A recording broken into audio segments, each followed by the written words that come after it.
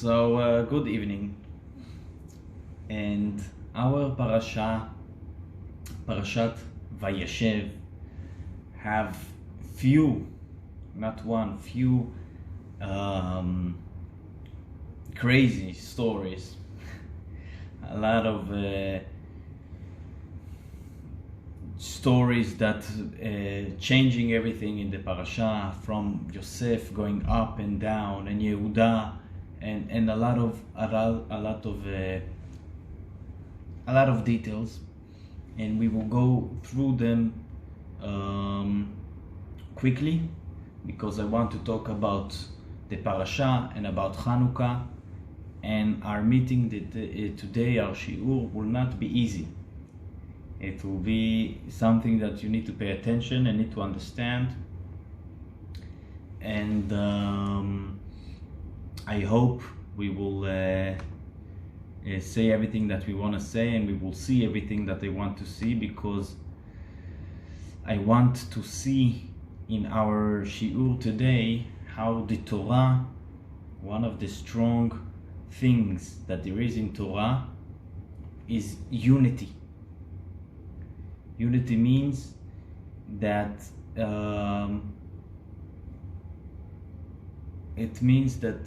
that we can unite all the parts of Torah. The Torah itself have a lot of parts, and how we uniting the parts itself to each other, and we will explain as we go on in the meeting. Chaim, I did you mute because it was now you can talk, so you control the mute. If there is noise, you can do mute and everything will be perfect. Yes, I can control you. You're you. Yes, it's good quality. Yes, it is true. So let's start with the story of the Parashah. Vayeshev means that Yaakov settled. He is settling in the city that he was. If I understand correctly, he is living in a city called Beit El. This is where Yaakov living, and the Parashah starts that Yaakov loves his 12 sons, but he loves the strongest love that he's showing is for his older son of Rachel, his beloved wife, that this is Yosef. And he gave Yosef a very special clothing with I don't know what, but special clothing that he gave his son Yosef. Some brands, yes, something like Gucci or something like that. Yosef having dreams. We will not talk about the details, what's going on there, but Yosef having two dreams that he telling his brothers, the dream talking about Yosef being a king, and he's telling his brothers the dreams, and they not liking it. He is the beloved son, and he having a dreams. I mean, the love that father giving Yosef going up to his head is not enough for him to be beloved. He wants to be the king, to control his brothers, and that's how they feeling, and they don't like it. We know about two dreams that he dreamed, maybe having more, but he dreamed about how his brothers and mothers are like the sun and the moon, and they all bowing to him. And the same thing with he dreaming about how all the brothers having packages of wheat, and all the packages are bowing to his I don't know how to call it, package of wheat. I don't know in English.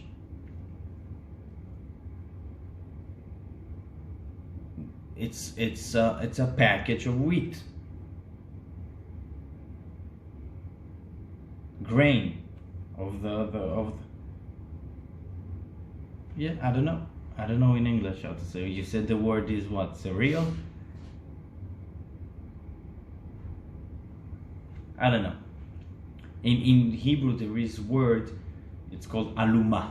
Aluma, it's if you collect a lot of wheat from not only wheat, all the kinds of I don't know, grains that we collecting from the field, and we're doing a special I don't know, package. The word is aluma. Okay. So you understand the point. The point is that his part is the biggest, and he's the king, and all the other his brothers and his family bowing to him.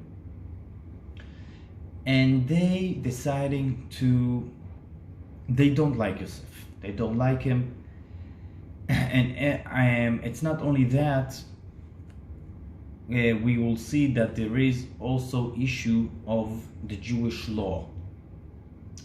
The Jewish law, as we said last week about Shechem, that the sons of Yaakov killed the city of Shechem because they understood from the Jewish law that they deserve to die. We need to understand that it wasn't other laws, only the Jewish law. According to how they felt. It was only the Jewish law, and they did it. There was no other laws. So the same thing here. They thought that Yosef is not doing good according to the laws of the Torah. Why? There is many explanations. Maybe one of them is that he's trying to be a king even though he is not the king. The king was of the family, of the city, was Yehuda. Judea, he was the king, he had the powers of the king, and he decided everything that the brother's doing. And according to the Jewish law, if someone wants to be a king against the king, he deserves to die. So this is one explanation. There is others. And one day, the brothers taking their animals to the city of Shechem, and then going out to the fields. City of Shechem, we know the city of Shechem. It was the same city that they killed all the city. Why they were especially there, it's interesting, but we will not talk about it. Yaakov calling his son Yosef, telling him, please go see to check what's going on with your brothers. So why Yaakov asking Yosef to see? So we can say because they were in the city of Shechem, and the city of Shechem hate the family of Yaakov, because last week we know that they killed all the city. So maybe Yaakov was worried, so we sent Yosef to the city. Joseph telling his father, Hineni. Hineni means I'm ready to do everything you want. You know, when God calling Abraham said, Hineni, I'm here. So Hineni, it's a strong word of devotion. And this is what Yosef saying, Yaakov, I will do everything that you're telling me. Why? So we can sense that Yosef understanding the situation. He understanding that to go alone to his brothers is not simple. To go alone to see all his brothers is not simple. Because it was dangerous. It was dangerous to go to his brothers. But Yosef is going because his father told him. Yosef is on the way, and we're reading that he have an interesting conversation with angel or with a person. Rashi said this person was angel, and we can understand it from the Torah. Yosef not finding his brothers, and his brothers told him, this person that he meet in the street, he asking him, where's my brothers? So he telling him, go to this and that place. It's interesting because we need to say it's angel, because the kind of conversation, it's not a conversation that you have with a human. He asking him just, where's my brothers? And he's telling him, they are there. So probably he knew something, this person, and Rashi said it was an angel. And we will talk about this discussion as we will go on in our shiur. Yosef coming to his brothers, they seeing Yosef from far, they discussing what we doing with Yosef. This is our chance to do what he deserves. So what they doing to Yosef? They saying, let's kill him. Reuven, the older son of Yaakov, said, let's not kill him, let's throw him to the hole in the ground. It's not a well, but it's because there was no water there. It was only empty place with snakes and all kinds of bad things that we don't like. And Reuven wanted that Yosef would stay alive. He didn't want to kill Yosef, so he convinced his brothers, let's not kill him, let's throw him there.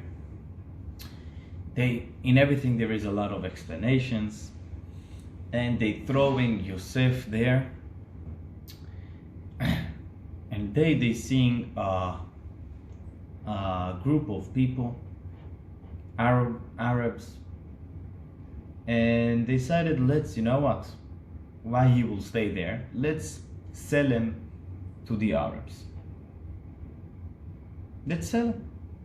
And they taking him out from the place, the hole in the ground, selling Yosef to the Arabs maybe selling him to other groups, and in the end Yosef was sold to the Egyptian, and in Egypt he came, as we see there is a lot of strong journey that Yosef going through, and he coming to the house of the minister, one of the ministers in the house of Pharaoh, the king of Egypt, and Yosef is a slave in the house of the strong ministers of Pharaoh, of Paro.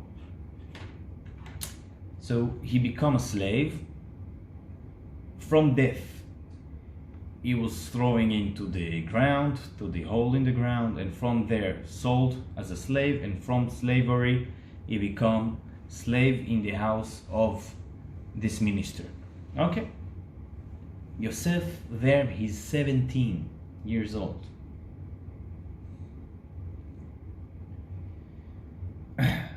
We will finish the story of Yosef, and we'll mention another story that happened in between.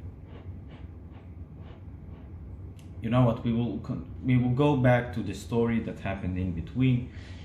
In the time that Yosef is there is the story of Yehuda. The Torah tells us that after they sold Yosef, all the brothers understood that it was not a good deed. They did a mistake, they regretting it, and they hold as the responsible that did this bad thing, it was Yehuda, because Yehuda was the king. And if Yehuda will tell everyone that it's not a good thing to sell Yosef, they will not sell him. The reason that they sold Yosef, it was because Yehuda did not said so, and that's how Yehuda was leaving his brothers, and he moved to another place. He was not their king anymore, but in that place he became the king of that place, because the family, we need to understand that the family of Yaakov was really important. First of all, in the strong way, as we know, they killed the city. Two people killed the city, so they were very strong people, and they were known. They were the grandsons of Abraham. Abraham was a famous person, and Yitzchak was maybe bigger, maybe more famous, and then Yaakov himself was very famous person. So they were very strong people. So Yehuda was the judge and the leader of the city that he lived. He had 3 kids, Onan, and Sheila. And he married his older son, to a woman. Her name was Tamar. And you know the story. Died, and Onan died after he married Tamar. And they all died. Basically, they both died because they didn't want Tamar to be pregnant. So God didn't like it, and they died. Yehuda was afraid that Tamar have some kind of influence on the husbands. So he told Tamar, my 3rd son Sheila is young. Let's give him time. And Tamar understood that Yehuda doesn't want her to marry his younger son. Okay, she went to her place, and Tamar was very, very interesting woman. She was very strong, and she was righteous.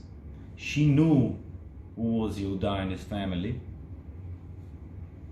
and she understood that her purpose in life is to build Yehuda's family. Yehuda is maybe the most important one of the 12 tribes, and he had 3 kids, and I married 2 of them. So probably I need to continue the family, and Yehuda doesn't let me. After some time, I don't know how much, Yehuda became a widower.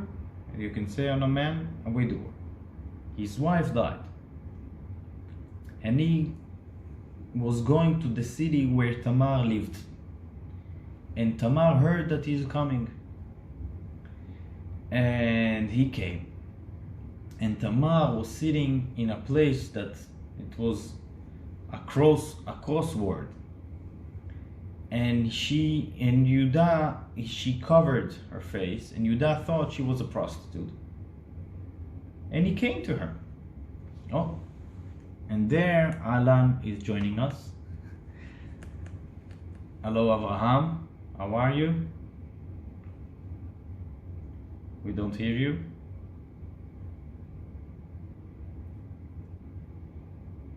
You with us? Yep. Yehuda came to Tamar. Avraham, we're waiting that you will show us that you are hearing us.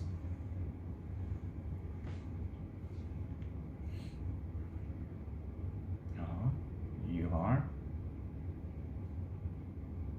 You're hearing? You don't hear? Seems that like he doesn't hear us. Chaim, we don't hear you either. You can unlock the unmute, yeah. Okay. We will continue, Avraham.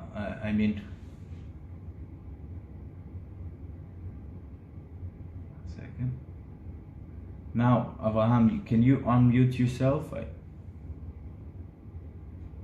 Okay, now you say something. We don't hear you.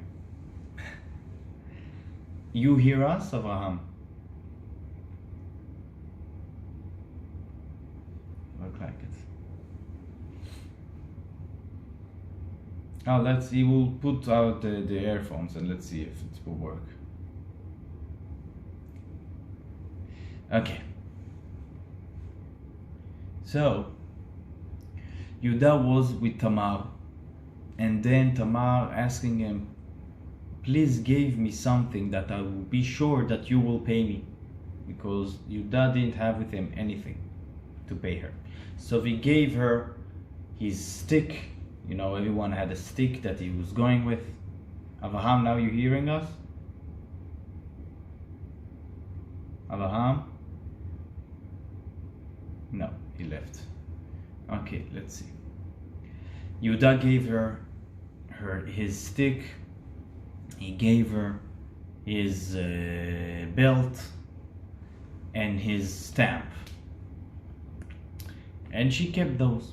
After a while, he's sending someone to pay this prostitute that there is in the city there, and they looked for the prostitute and they didn't find her. So Yehuda said, you know what, I gave her my 3 things and she will keep it. After a few months, Yehuda, as the leader of the place, hearing that this woman is pregnant.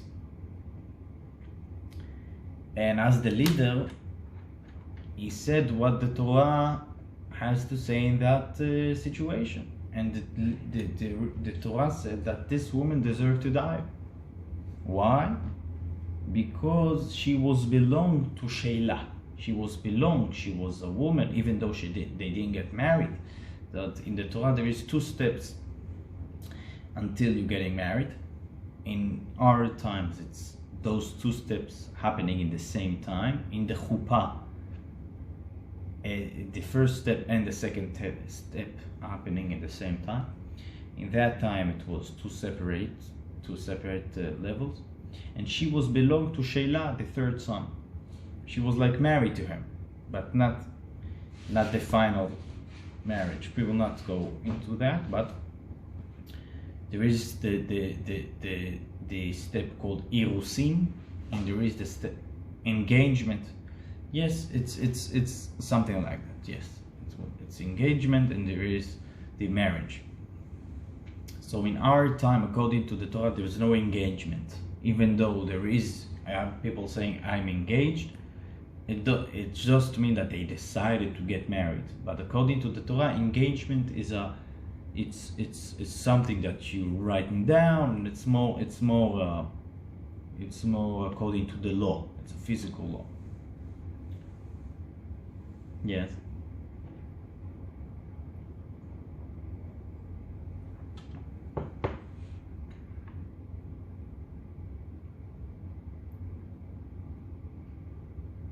Yes, there is the party of engagement, but it's not the same engagement that we're talking about.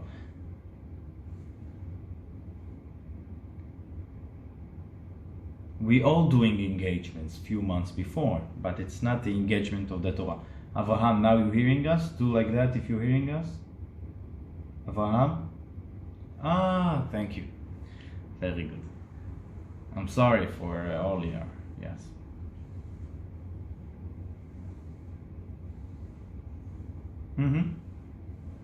We now telling the story of Yehuda, Avraham. We are in the middle. Yehuda find out that his daughter-in-law pregnant, even though she's not allowed to. So Yehuda said, the law is that she deserves to die. And they taking her out to die. And Tamar is not saying anything. She's sending with a messenger the 3 things that Yehuda gave her: the stamp, the belt, and the stick. And the messenger telling Yehuda, the person that those things belongs to him, this person, he's the father. And Yehuda taking it, and he said, she's pregnant for me. And our sages very learn from it how strong you should be with not shaming others. From the 2 sides here, she didn't shame Yehuda, and Yehuda didn't shame her, and she became Yehuda's wife. She was the wife of his sons, but it needed to be from Yehuda himself. And actually, all our kings coming from the sons of Tamar that came from Yehuda. She had twins, Peretz and Zerach. They were 2 righteous people, and King David came from her, and the Mashiach are also the grandsons of King David. And this is the story of Yehuda. There is many discussions that there is in that subject, the subject of why exactly she deserved to die according to the Jewish law, and what was the power of Yehuda, and why he came to her, and how come they married after. A lot of details. We will not go into it. After that, we going back to the story of Yosef. In the same time, Yosef is a servant in the house of Potiphar. Potiphar is the minister of the house, or one of the big ministers in the house of Paro, in the palace of Paro.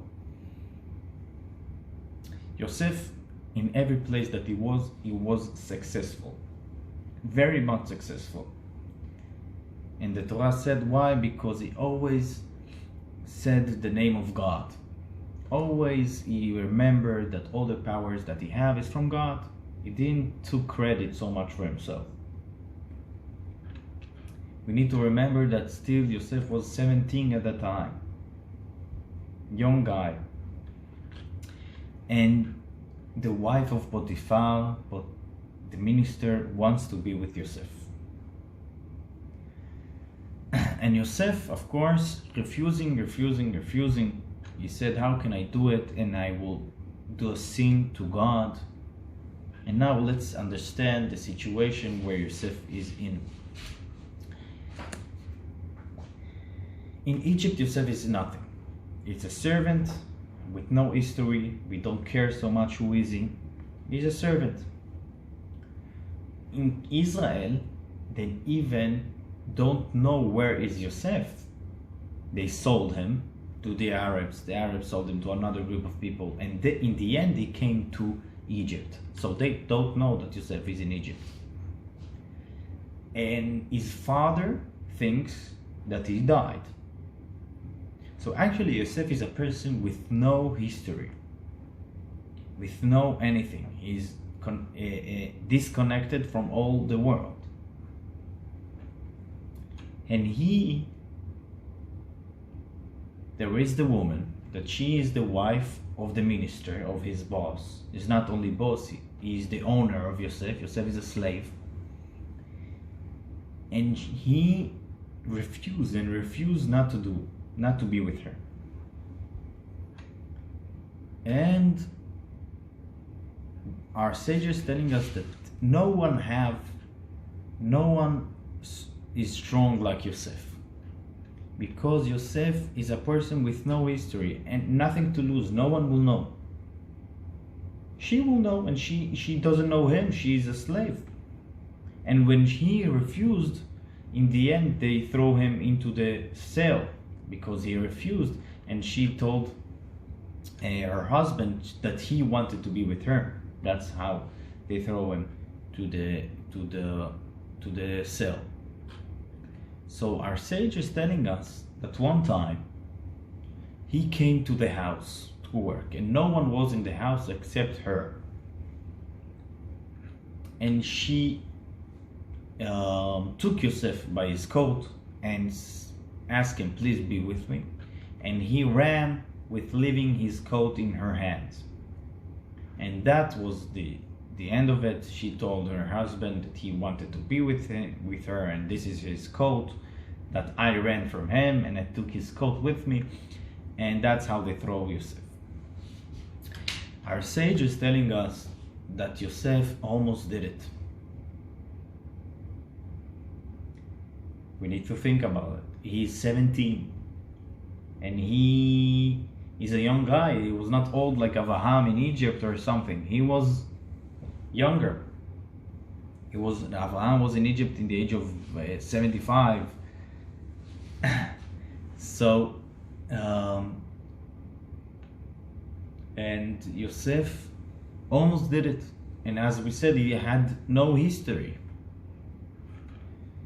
No one will know why he didn't do it, how we have this power to do it. And I will tell more than that. Yosef didn't do it, and as the story continues, and we will learn it in the next week,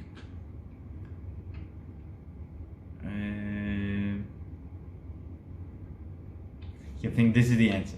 She was not attractive. Yeah. So you're saying a point, and I will continue. Yosef was so beautiful that the girls of Egypt were standing and throwing on Yosef their rings and everything that they have, they wear, that he will look at them and be with them. Everybody wanted Yosef. He was the prince of Egypt. Everybody wanted it. And Yosef was not with no one. He was strong, not only in that case. He was very strong, amazingly strong. He was in Egypt for 22 years. And Egypt in that time was the worst of the worst. The worst of the worst. And to be, his father is married to 4 women. And he had only one wife. And this is the only woman that he was with. So he was very strong. So our sage is telling us that when he almost was with his wife, with his boss's wife, with the woman of Potiphar, he almost was with her. But what happened? He suddenly saw his father. He saw the image of his father, and this was keeping him strong. And what does that mean? Obviously, it means that he got some power from his father. So the Rabbi is saying an interesting story. Though the Rabbi doesn't say the story, but the story is connected to what the Rabbi is explaining about that. The Rabbi explaining that I would first of all say the story. There is a story about a person in the time of the Inquisition, that he was very, very close to the king of Spain. He was very, very close to him. And he was declaring that he is not Jewish in order to stay alive. But inside his home, he was keeping everything, even though it was dangerous, and it was very, very, very dangerous. One time, they found out that he is Jewish, that he is still keeping everything. And he was very big minister in the kingdom of Spain. And the king said, I will go personally to I think it's called auto de fe, where they burn a person alive who they found out that he is Jewish. And the king came, they taking him, and they putting the chain on the person. And the king saying, because you my friend, I offering you a second chance. If you now declare again that you are Jewish, living Judaism, you'll go back to life. And this person saying, the chain. So the king said, open his chain. They opening the chain, and he said, not this chain. I'm talking about the chain of Judaism that I am continuing. How can I betray that chain of Judaism? All my parents, all my family for generations and generations, for 2,000 years, kept Judaism in all circumcision. How can I betray that? And the Rabbi explained that when Yosef was looking into the image of his father, he did not saw only his father, he saw Adam Arishon, the first man, Adam. And why? Because Yaakov looked exactly like Adam. Yaakov was looking the same image of Adam. And when Yosef saw it, he saw Adam and Yaakov, that all humanity came from Adam and all Judaism came from Yaakov. And he saw basically all the world looking at him and waiting. No, let's see what you're deciding. Because in that depends everything. In one deed that you're gonna do, all the world is depending. And this is what the Rebbe learning from that story. All the world standing and looking in one deed.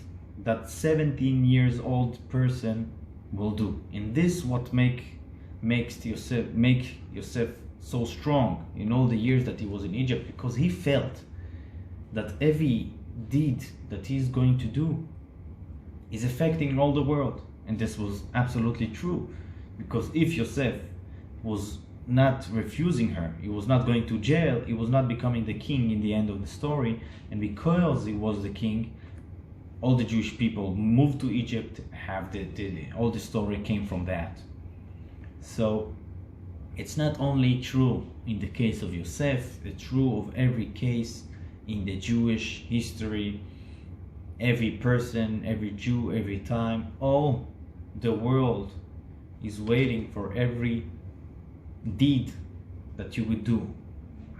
All the world is looking at you and waiting what you will decide. In that case, you will be strong or you will not be. And this was giving Yosef the power that he got. This about the story of Yosef. As I mentioned, after that he was going into the jail. He was in the jail, and he was also in the jail. He was very successful. He became the prisoner that is in charge of all the other prisoners. He was going every day and he was happy. Why he was happy? Because he knew, I'm here because God put me here. How we know he was happy? In that time, Pharaoh was upset about his two ministers, the minister of drinks and the minister of bakes, and he threw them into the jail. And the Torah said that one day Yosef is looking at him and asking him, "Why are you upset?" So it's funny. What do you mean? We are two ministers that are in jail, and maybe the Pharaoh going to kill us. So how come one prisoner asking the other one, "Why are you upset?" What do you mean? Because I'm a prisoner and maybe I'm going to die. So from that we see how Yosef was a happy person, and everyone that was not happy, he asked, "Why are you upset?" Because in every situation you can be happy. You know, I am in quarantine for 2 weeks, and I'm going to continue to be in quarantine because that's how it is. And I feel a little bit like the prisoner that need to stay happy. Of course, everything is okay, so it's not comparable, but you know, from everything we need to learn. So the story continues that he's seeing those two ministers and they telling him about dreams that they had, and Yosef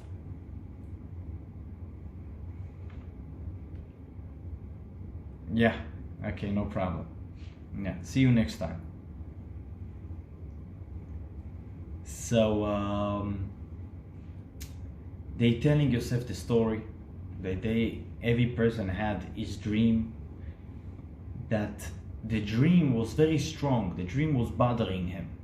The minister of baking had his dream that he was going with 3 baskets of bread, and the same thing was with the other dream. I will not go into the details because I see that we are almost an hour. So, but they both telling Yosef the dream, and Yosef telling them what will happen. One of the minister will die. Paro will kill him in 3 days. This is what you saw in the dream. And you in 3 days, Paro will take you back.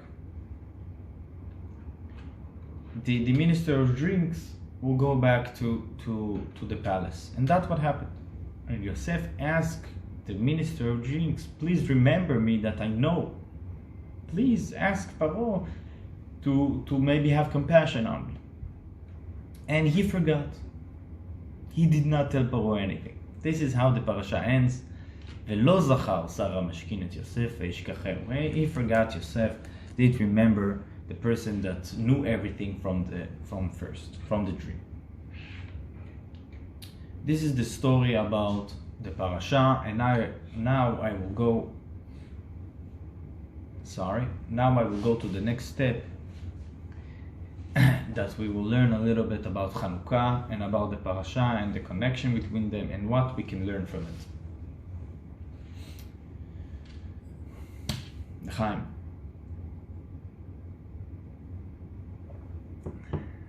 You know, this is the best cure. Chaim. I heard that people that taking the vaccine cannot drink alcohol for a few months, the vaccine for corona. So Estonia is one of the countries that there is a lot of alcohol. I see yes, 2-in-1. Yeah. Okay. As we said in the beginning about Yosef, his father Yaakov calling him and sending him to see what is the story, what's going on with his brothers. They were outside in the fields, and Yaakov sending Yosef to his brothers to see how are they doing. Yosef going because his father asked him, and in the way when he's looking for his brothers and doesn't find him, he asking one person, and we said that our sage is telling us that this person were Gabriel the angel, and he asking him, where is my brothers? And he telling him they are in the city called Dotan.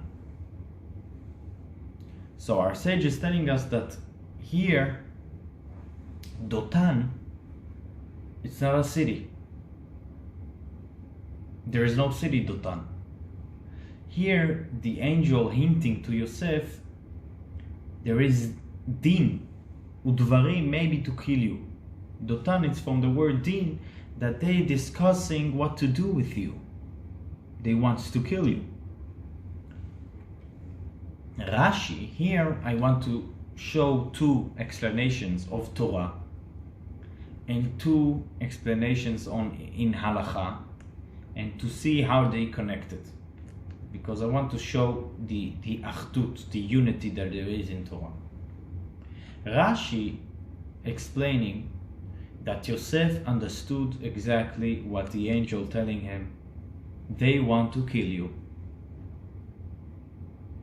And he went to his brothers, even though they were 11 strong people, that they decided that he deserves to die, and Yosef didn't think that he will win this war. He knew that he's going to die, and he went for it.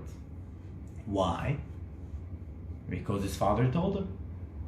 As I said in the beginning, Yaakov told Yosef, go to your brothers. He said, Hineni. Hineni means, I'm devoted to everything you said, like Abraham said to God, Hineni. It means I will do everything you ask. Why? Because there is a law of honoring your father. And if he's telling you something, you need to do it.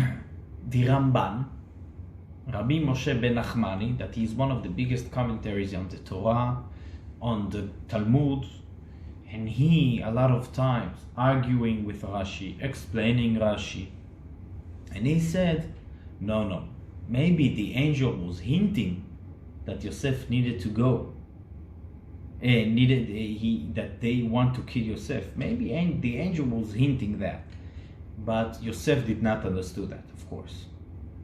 Yosef did not know that the brothers want to kill him. He didn't know. If he knew, he didn't go.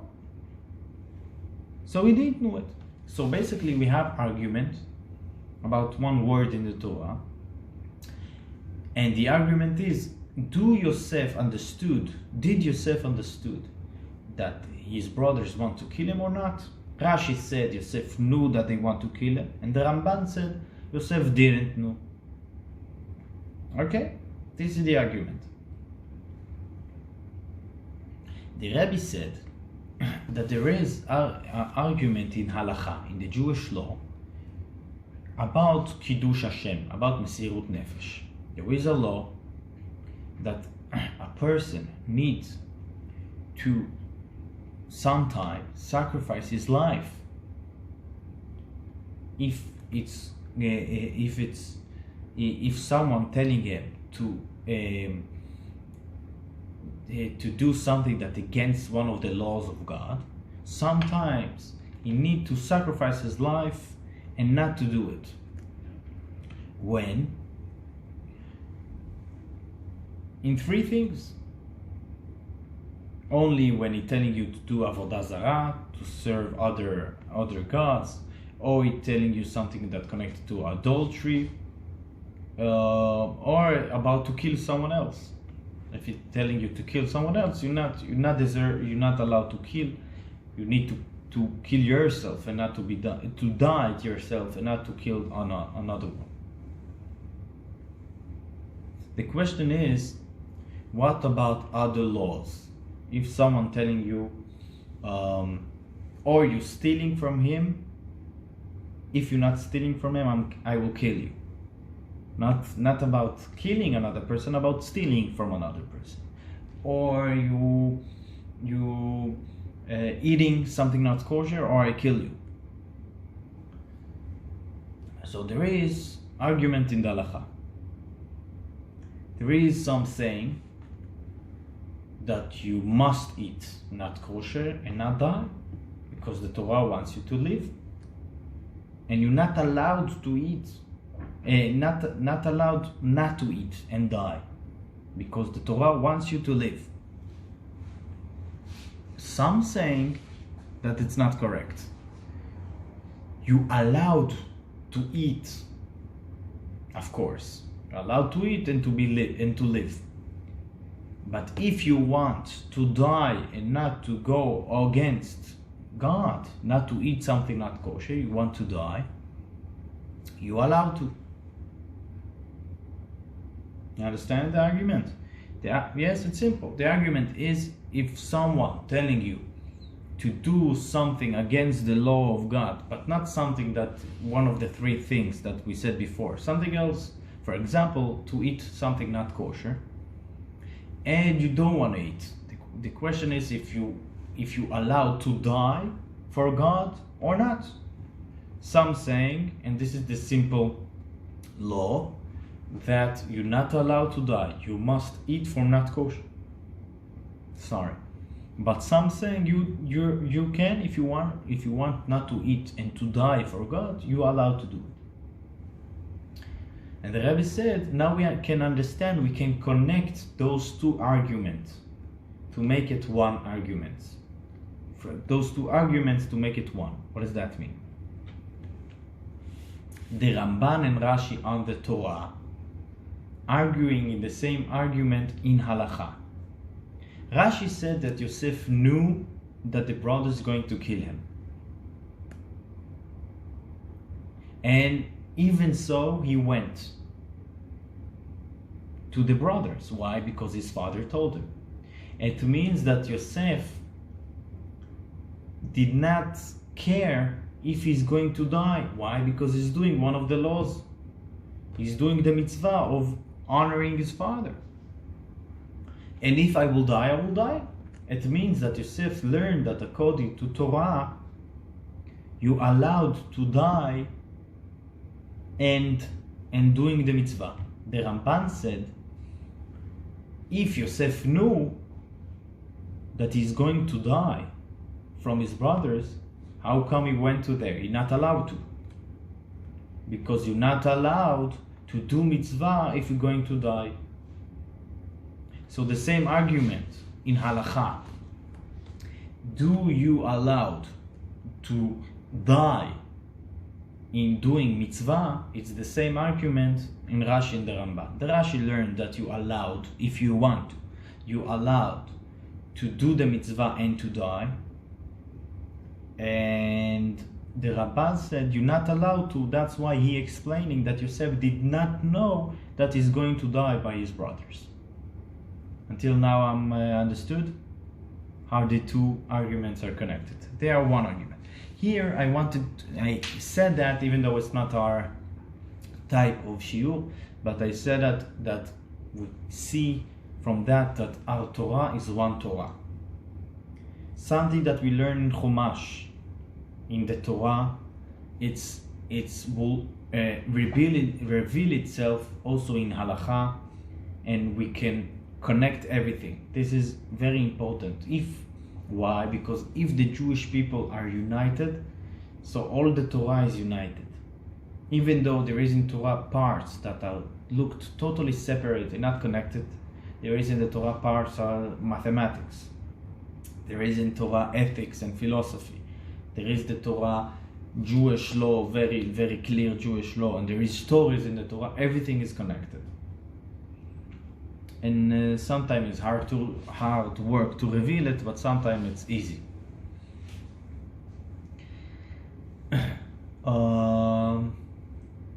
Now we have the story of Hanukkah.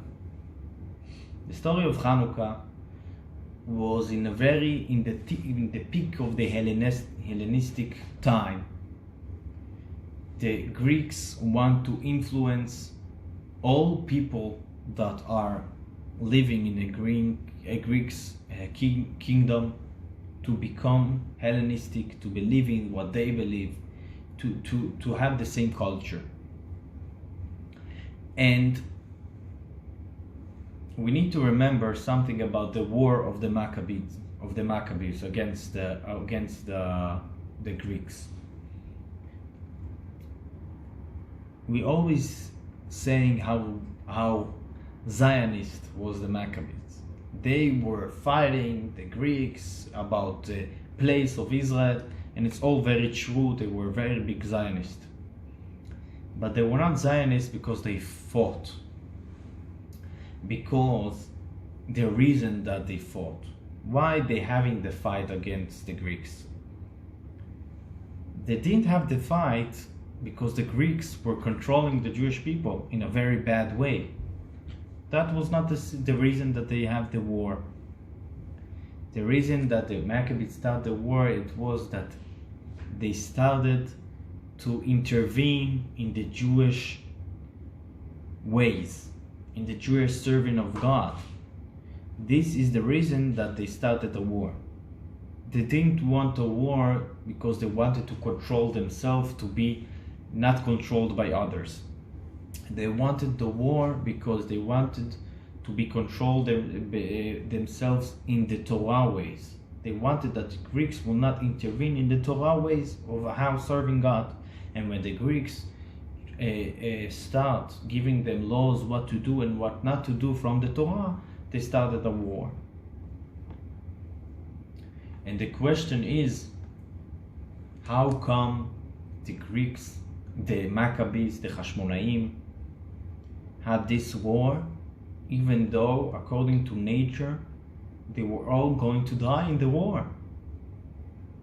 The army of the Greeks were the strongest army on earth in that time, and they had in Jerusalem 50,000 men with elephants and with all the materials that they had in that time, all the artillery, and I don't know what they had.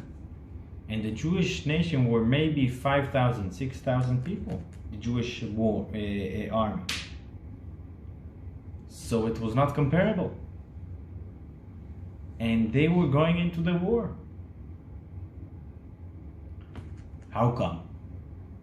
So this is the same question about Mesirut Nefesh, about dying for God. Are you allowed to die to do mitzvah?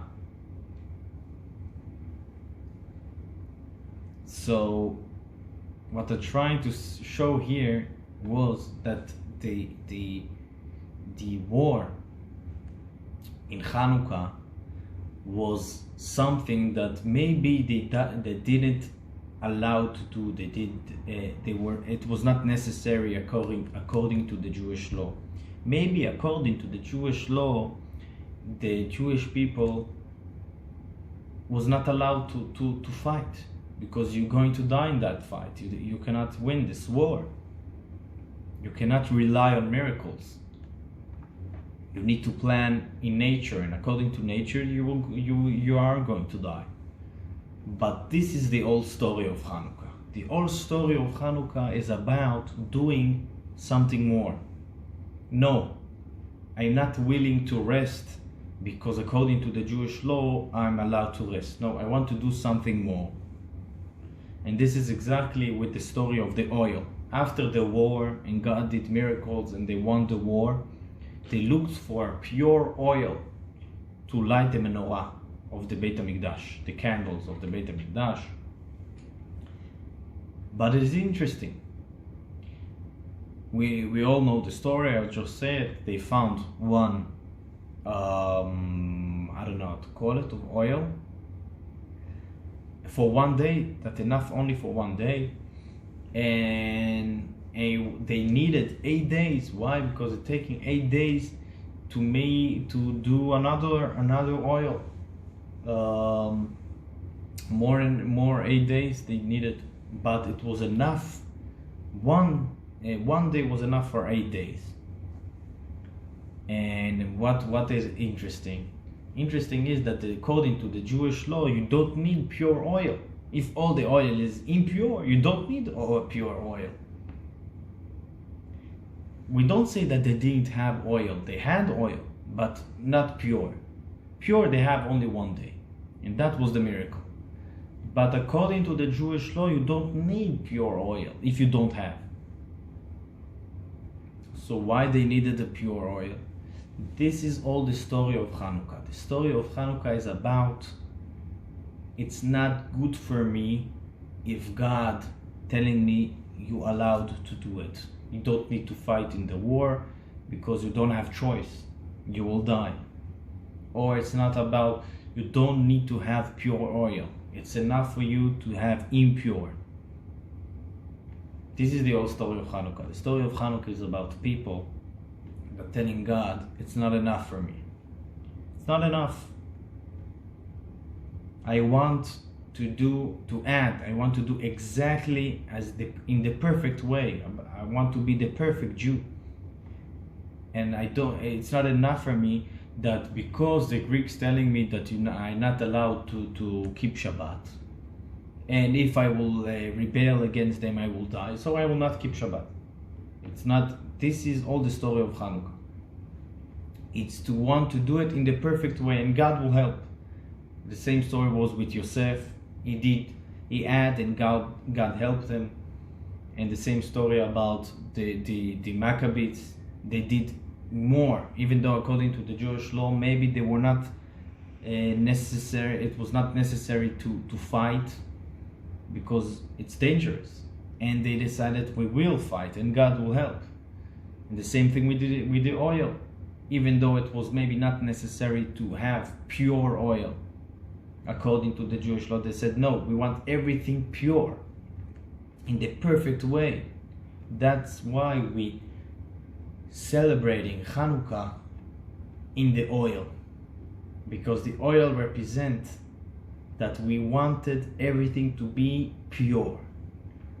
This was the fight. The fight was not to doing it in an impure way. I'm good with the law, but it's not the perfect way. According to the Jewish law, maybe there was not necessary to do war. No, it's about I wanted to be in the perfect way. I wanted to be pure. And that's why we're celebrating it with light, with the oil.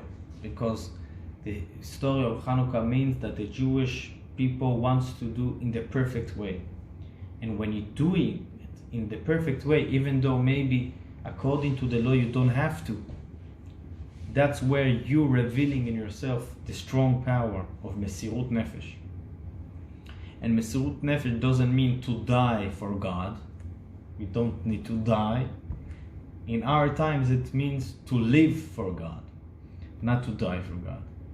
And to live for God means, as Yosef lived in Egypt, he always remembered how important is every thing, every small deed that a 17 years old person doing.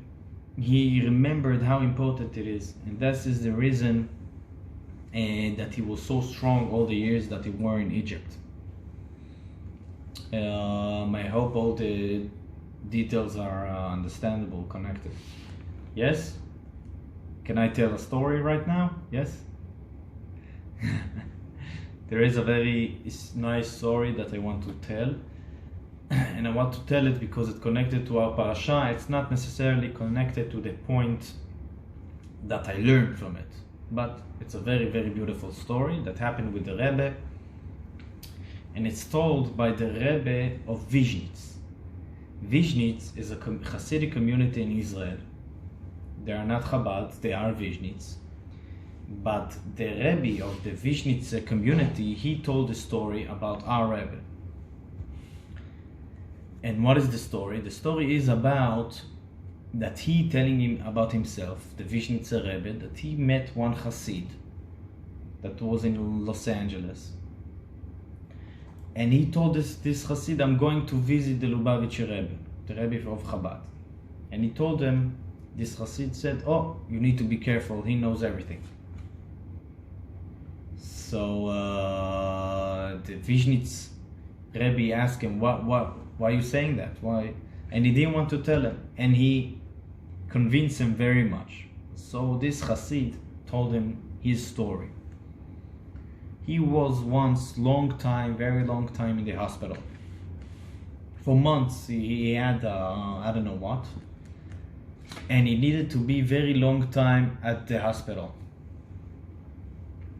And in the hospital, he had this crazy idea that he, in the end of the day that he is hospitalized, in the last day, he will run with one of the nurses. He was non-Jew, he was a religious Hasidic Jew, and he had a family. But this crazy idea came to him. They of course decided that together, he and this nurse, that they will run away from everything. And he needed to go back. The last day of this that he was admitted in the hospital was Tuesday. And Friday, they calling him from the from the desk of the nurses. It's called in Hebrew this Tachana, station. The station of the nurses. In every floor there is the station.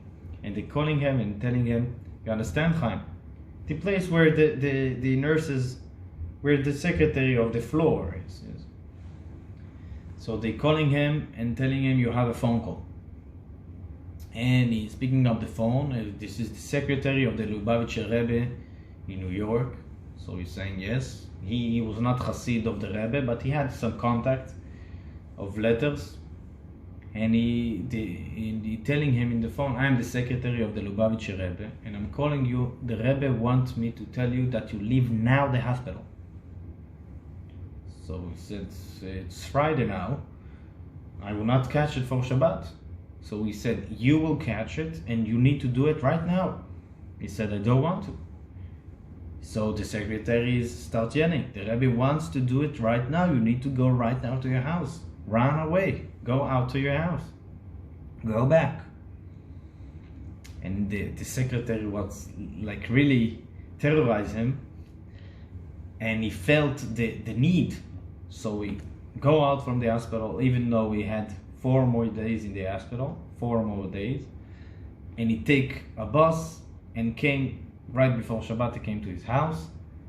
And he's telling the Vizhnitz Rebbe, this is why I stay religious and with my family, and the Rebbe saved my life, my family, because I felt distress to run out from there to my house, and my plans were totally different.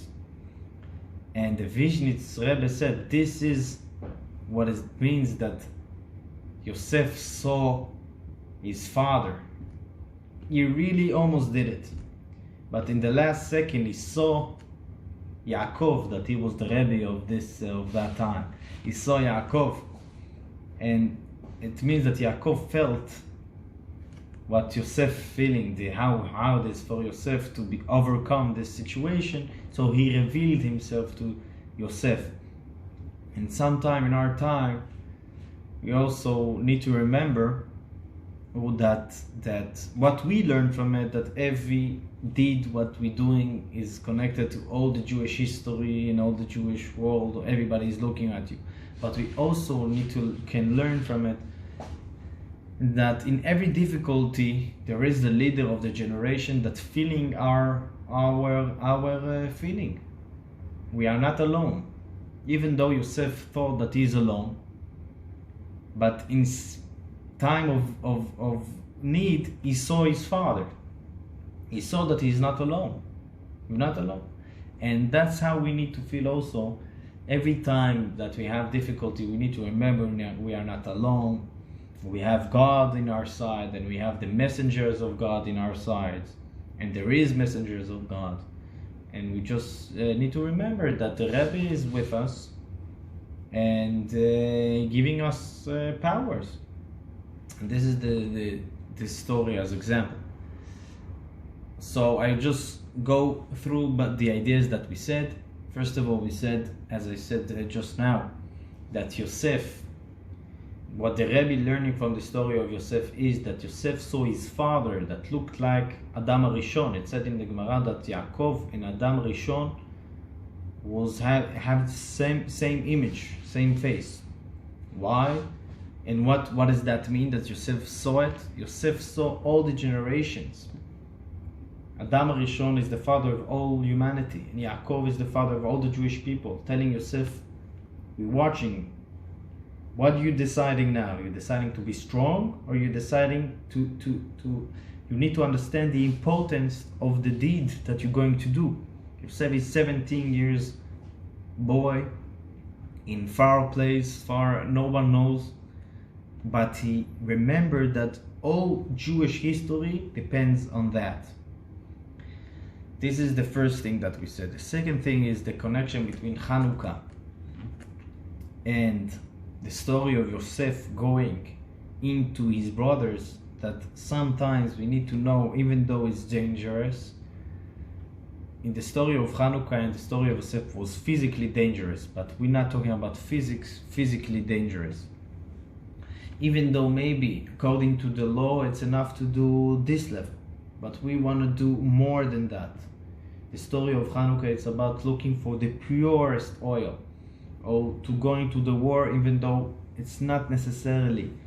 And in the end, God doing miracles, because there you revealed your belief, you revealed a strong devotion to God.